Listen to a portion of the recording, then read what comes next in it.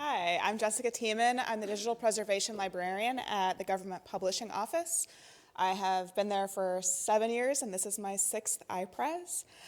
So throughout those years, GPO has had opportunities to speak at iPres about our entire process and eventual certification of our GovInfo repository under the ISO 16363 standard. And at the time that we applied to come to iPres and wrote our short paper, we are or continue to be the only institution in the world at the moment that is maintaining an ISO 16363 certification. So that is where the title of our paper comes from. Just a little bit of background about GPO. The Government Publishing Office is part of the legislative branch. We are also an archival affiliate of the National Archives. And our current mission is to publish trusted information for the federal government to the American people. We were founded in 1861, and we are a producer and distributor of official publications and information products from all 3 branches of the U.S. government. That includes the executive, legislative, and judicial branches. And we do aim to support a vision of an informed nation that has convenient and reliable access to their government's information through our products and services. One of these products and services is GovInfo, our ISO 16363 certified digital repository. Our repository ensures free online access and historical information from all 3 branches of the government. It is comprised of a content management system, a preservation repository, and is also a public website that manages, preserves, and provides access to both digitally born and digitally converted federal information and publications. The history of GovInfo stems back to 1993 legislation known as the GPO Access Act. At the time, this law required GPO to provide a means of electronic public access to federal information, and this mandate later extended to require that GPO maintain an electronic storage facility for federal information. And over time, the development of that storage facility has evolved into GPO's commitment to be a fully ISO 16363 compliant digital repository. So GPO ingests an average of 4,000 SIPs into our repository per week from over 25 different government agencies, organizations, content producers, and authors. We have over 3 million archival information packages in our repository, and these packages contain more than 8.4 million individual PDFs, more than 18.9 million images, as well as audio files, spreadsheets, and several other file format types.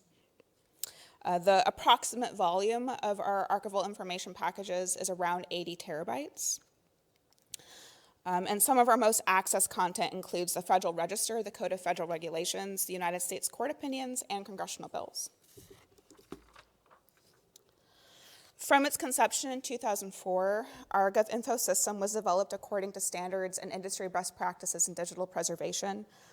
And in January 2015, we publicly announced our commitment to pursuing ISO 16363 certification. Our first step in preparing for certification was to participate in the National Digital Stewardship Residency Program. Through this program, GPO obtained a resident to perform the process of collecting and preparing all of the necessary documentation and internal readiness assessments necessary to prepare for the full ISO standard certification. And that included writing narrative responses and collecting evidence and documentation for all 109 criteria of the ISO standard. However, it wasn't until a few years later that ISO 16363 audit and assessment was actually available. Ultimately, GPO was able to award the primary trustworthy digital repository authorization body, also known as PTAB, a contract to perform the ISO 16363 audit. And in December 2018, GPO made history by becoming the first organization in the United States and the second organization in the world to be ISO 16363 certified. Since 2018, GPO has benefited greatly from attaining this certification. Having official third-party recognition of GPO's digital repository as trustworthy and compliant with digital preservation best practices and standards has bolstered trust in our capability to leverage current technology, effectively mitigate long-term risks, and to operate a large-scale program that meets the needs of our designated community, which generally includes, but is not limited to, Congress, federal agencies and organizations, and the Federal Depository Library Program. For these stakeholders, ISO 16363 is the only form of repository certification that ensures a transparent and unbiased repository assessment process. And as a federal institution, this is particularly essential for any of our audit processes to have the highest established credibility to maintain the integrity of the certification. Despite the benefits that GPO specifically receives as a federal institution for maintaining the certification, at the time this paper was written, no other institutions had publicly announced their intent to follow GPO's lead. A decade after ISO 16363 was published, GPO remains the only repository to maintain its certification, which requires renewal every 3 years and annual surveillance audits. Within the digital preservation community, particularly when interfacing with academic library institutions, GPO has observed that other professionals are hesitant to seek administrative buy-in to pursue ISO 16363 without more transparency of the costs, both financial costs and also the time commitment and staffing commitment that's involved. In some instances, GPO has observed that there is often a perception or an expectation that preparing for an ISO 16363 audit requires the work of a full-time staff person. In addition to this, it is accurate to state that not all repositories deem it necessary to seek such an extensive audit process in order to be trusted by their designated community. For a lot of institutions, good enough practices are still accepted when industry standard practices are not feasible due to certain institutional constraints. It might also be an additional challenge for repositories to define their designated community. This is essential as a repository's efficacy to effectively define its ability to meet the needs of the designated community, and without effectively documenting those needs and expectations, it might be difficult to provide evidence of even being trustworthy. So regardless of the reasons many repositories have expressed for not pursuing full certification, GPO may be taking on some level of risk if the rest of the digital preservation community continues to hesitate to adopt it in practice. As such, GPO has identified Core Trust Seal as a secondary form of assessment worthwhile to supplement its existing certification while staying actively involved within the digital preservation community. The core trustworthy data repository requirements were developed by the DSA and WDS Partnership Working Group on Repository Audit and Certification, a working group of the Research Data Alliance. The goal of that effort was to create a set of common requirements for certification of repositories at a core level, drawing from already existing data seal of approval requirements. And ultimately, repositories would then have a process to go from a core level of assessment to a more extended and then a formal level of assessment. So it might seem duplicative or redundant for GPO to maintain Core Trust Seal at the core level when we already have this formal level of a certification. But we do see many benefits to having a dual model of certification for our institution. Firstly, this ensures maintenance of at least one form of certification at any given time in the event that ISO 16363 accredited bodies are unavailable or other unforeseeable factors pose availability concerns for the assessment of repositories under the ISO 163 standard. It also increases GPO's involvement in a professional community of over 100 international repositories that have already pursued Core Trust Seal, and that includes 10 federally operated repositories within the United States. Thirdly, it provides potential opportunities for GPO to serve on the Core Trust Seal peer review board and or present and publish about the experience of attaining both forms of certification. And lastly, it might allow for GPO to more directly interact with other digital repositories and encourage the broader professional community to pursue formal certification beyond that core assessment with GPO as a model of feasibility and success. One unique difference between Core Trust Seal and ISO 16363 that GPO appreciates is the requirement of Core Trust Seal approved applications to be made publicly available following certification of repositories. That's also one additional way that GPO can promote transparency and share back with the digital preservation community about the efforts that we're doing. So for next steps, GPO has submitted our application to Core Trust Seal. It was submitted in July of this year. We are at this moment undergoing a surveillance audit to maintain our ISO 16363 certification, and we do continue to plan engaging with the digital preservation community while maintaining both forms of certification. That is all.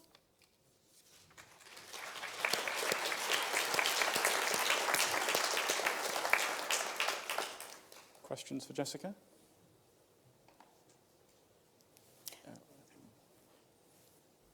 Wellington was first.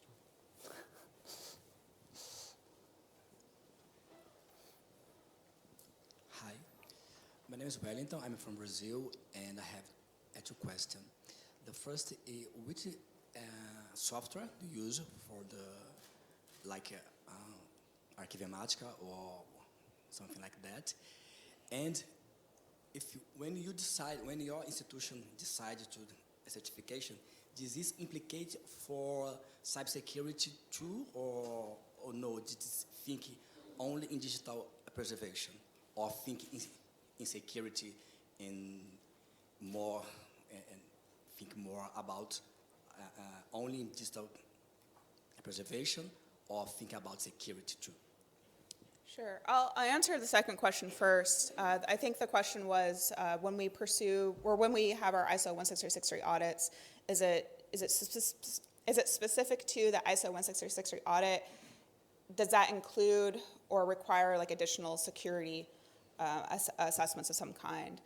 So the ISO 16363 standard has 3 sections to it. The last section is about 20 or so criteria, all devoted to systems and infrastructure.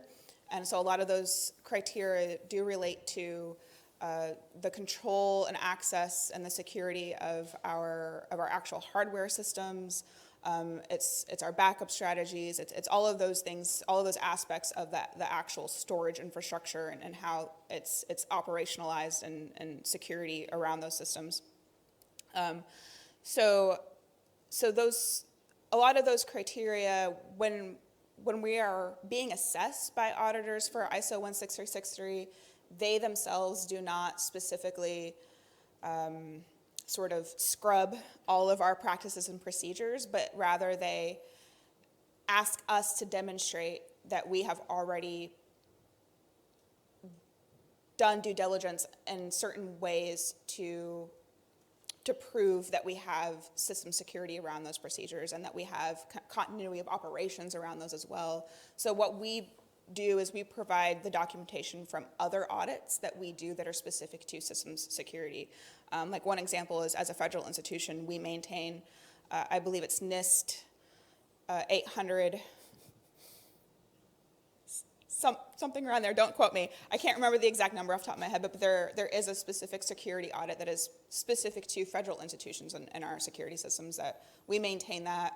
We also do a systems specification analysis like every so many years in order for us to maintain an authority to operate allowance. So that also constitutes evidence that we can provide as part of our audit. So, you know, I'm sure that would be contextually specific to different institutions about what type of documentation they would provide for those sort of criteria, but in a lot of ways we can already utilize evidence that we just normally have as a federal institution anyway. And the first part of your question was around software. Are you interested in like the type of software that we have specifically for our repository systems? We have, so specific to our content management system, because like I said, GovInfo is 3 components. It's the website, it's the preservation repository, and it's the content management system. Our content management system is a combination of off-the-shelf software and also custom developed sort of microservices that are kind of built around it. Paul. Hi there. Back to my favourite subject of costs. You mentioned that you thought that cost is a perceived barrier or imagined barrier to institutions undertaking ISO 16363. So I was interested in, do you know what it's costing you to maintain your certification and how that compares to the original cost and how that compares to the anticipated cost of your core trust seal? And are those figures published anywhere? Because, as you say, you are the one, and so there's no one else to compare to. Yeah. And so there's a few different pieces to that. Specifically, the additional costs for us to maintain our certification. There's the actual costs of the audit itself. So the auditors do require a fee for their service, and I do believe that is a figure that changes depending on the size of the institution. And I would reach out to those auditors specifically to get that information, because I know that they will work with institutions to find out those specific numbers, but they don't post them in a very transparent way publicly. So I think that initial layer of that lack of transparency in itself can sometimes be a barrier that I recognize that it does exist. So there's that fee for the service of actual auditing. In terms of other resources that go into preparing for the audits and the ongoing thing, I will say that I myself, a large part of my day-to-day job is serving as a project manager around our ISO certification, but what that work entails is interfacing with people who are already doing their jobs and collecting documentation that we are already producing. So, it's one staff person, myself, to organize all of that and keep the people in space and kind of circulated around one effort. But in terms of repositories that I've interfaced with that have this perception that it's the work entirely of an individual to prepare, I don't want to discourage anyone from pursuing it, but at the same time, if you're truly ready to do this type of audit, you ought to already have all the documents in place. Like, it's sort of one of those things where I think the perception that there's a huge additional layer of effort involved isn't necessarily always true if you're really ready to be ISO certified.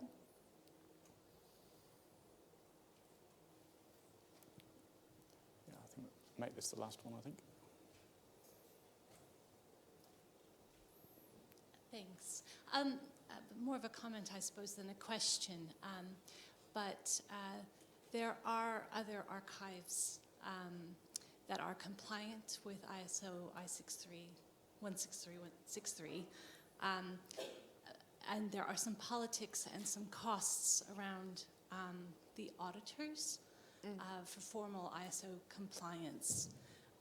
So, for example, I'm aware of 6 archives, including my own clocks, which are certified through the track audit by the Center for Research Libraries, which helped inform the ISO process, but can no longer afford the fees to become or to retain its status as an authorized ISO auditor, but it's still doing compliance testing. So my point here, I suppose, is that we have a broader community in which to share some of these experiences, and would be really keen to work with you and the Core Data Seal community to surface some of these costs so that we can have a broader conversation in our community internationally about the right kinds of documentation and accreditation and what it takes to get to those different stages.